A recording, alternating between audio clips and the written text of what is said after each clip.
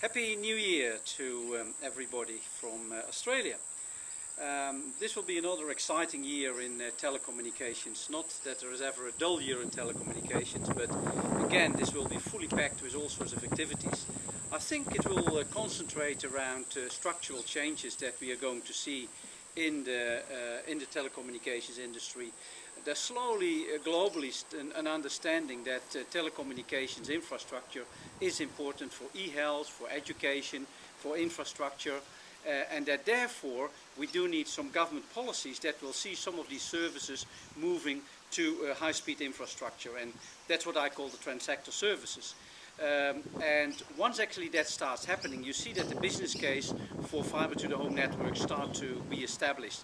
Just for internet alone, that will be too expensive to deliver that infrastructure. But once you actually start seeing that the government is using transsector services, then you really start seeing the business case well established. The OECD report from November last year also clearly indicated that even small percentages like 0.5% to 1% reduction in cost in transport, in healthcare and in education based on utilizing the telecommunications infrastructure is already sufficient to actually warrant the rollout of a fiber-to-the-home network.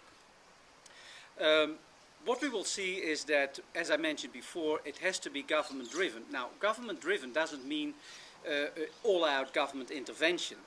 On one side, what you definitely need is these government policies that will see e-health, etc., be used over the infrastructure, the telecommunications infrastructure. However, what you could envisage is that if the government stimulates these services to move to the infrastructure, that you actually will start seeing that commercial companies voluntarily start making changes to the structure that will facilitate a utilities-based use of the infrastructure for the healthcare, education and other sectors. Because if you would do that on a return on investment of 20%, then obviously it will be totally impossible for these services to be used in an efficient way over that infrastructure. But so on one side, the most important thing for the government are these transsector policies. On top of that, of course, you can see that some of the governments like Australia, New Zealand, America, they are investing also in the infrastructure in order to make that happen. European countries are still a little bit reluctant in that respect. It depends all on how you actually develop that. There are different ways to actually develop this new development.